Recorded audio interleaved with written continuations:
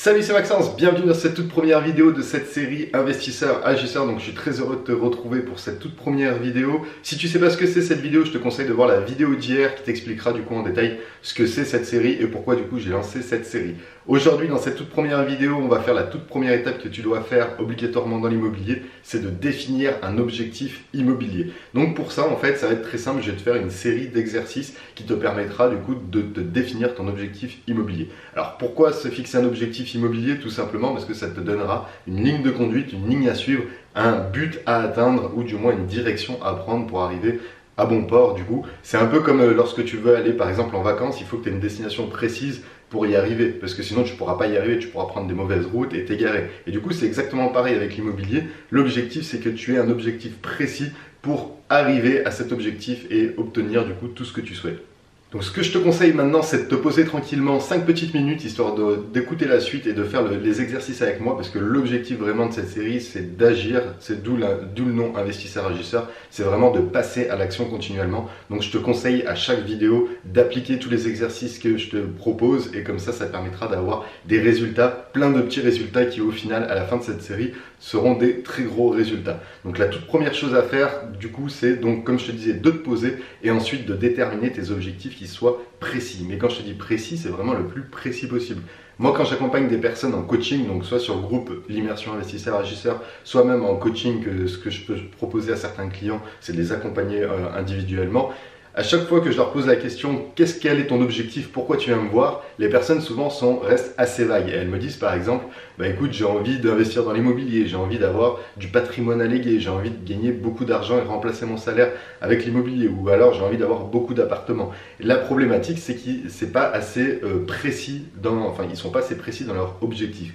Et en fait, la bonne réflexion à avoir, c'est par exemple « j'ai envie d'avoir 10 appartements dans l'immobilier » ou « j'ai envie d'avoir 3 000 € de bénéfices mensuels avec l'immobilier pour pouvoir quitter mon travail, car actuellement j'ai 1 500 € qui tombent tous les mois, et comme ça te permettra d'avoir un objectif précis qui sera supérieur à ça. Ou alors j'ai envie, pour les personnes qui ont envie de léguer du patrimoine, c'est de leur dire écoute, tu as combien d'enfants et combien est-ce que tu veux léguer d'appartements par rapport à tes enfants. Donc si admettons tu as 3 enfants et que tu veux léguer 3 appartements par enfant, ton objectif sera d'avoir au moins 9 appartements, et voilà, et comme ça sera beaucoup plus précis et beaucoup plus mesurable. Et ça va être très important pour demain par exemple, où on fera un nouvel exercice, et ça sera vraiment très important d'avoir ton objectif qui soit précis, comme ça il sera mesurable, il sera quantifiable.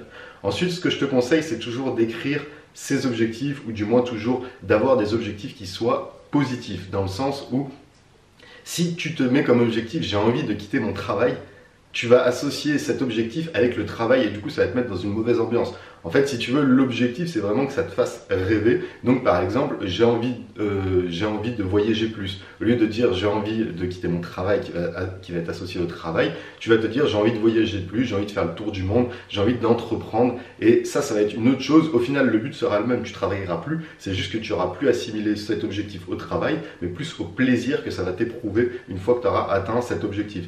Donc je te conseille très fortement de visualiser ton objectif dans le bon sens du terme. Donc par exemple, éviter les mots comme travail, salaire, ou du moins ou quitter mon patron par exemple, et là du coup ça va te faire vraiment repenser à cet état d'esprit où peut-être tu es actuellement, et vois plutôt la finalité, vois plutôt l'objectif final de ce processus.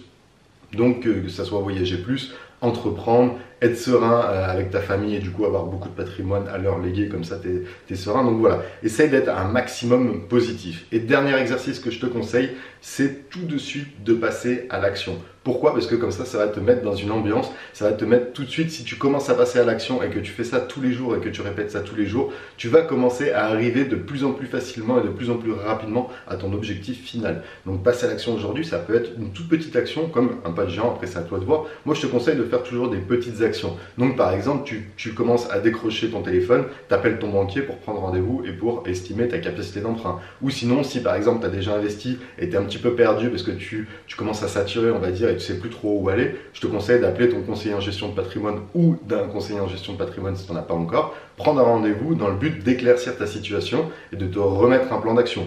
Ou alors, si par exemple tu as déjà fait tout ça, pourquoi pas commencer à aller feuilleter les annonces et commencer à passer des appels pour programmer des visites immobilières. Donc voilà, l'objectif c'est vraiment que ça soit précis. Plus ça sera précis, plus ça sera quantifiable, mesurable, donc ça sera plus intéressant. Que ça soit positif pour éviter de te mettre dans une mauvaise ambiance et que tu assimiles ton objectif à une chose qui est pas très bien, comme le travail, comme le salariat, comme ton patron par exemple.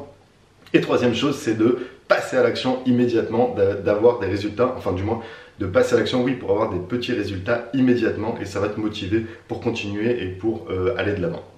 Donc voilà du coup pour ce qui était de cette vidéo, j'espère en tout cas qu'elle t'a plu pour cette toute première vidéo, n'hésite pas à la partager autour de toi, n'hésite pas à me donner ton retour dans les commentaires, j'aimerais bien savoir si ce type de vidéo te plaît ou pas du tout, donc voilà, n'hésite pas à me le dire dans les commentaires, n'hésite pas à la liker, à la partager, et moi dans tous les cas je te dis à demain, demain on va voir ensemble comment écrire et planifier tes objectifs, ça va être très important et ça va être encore des exercices, donc du passage à l'action, et je te conseille d'être au rendez-vous demain matin pour ça. Sur ce je te dis à demain, ciao.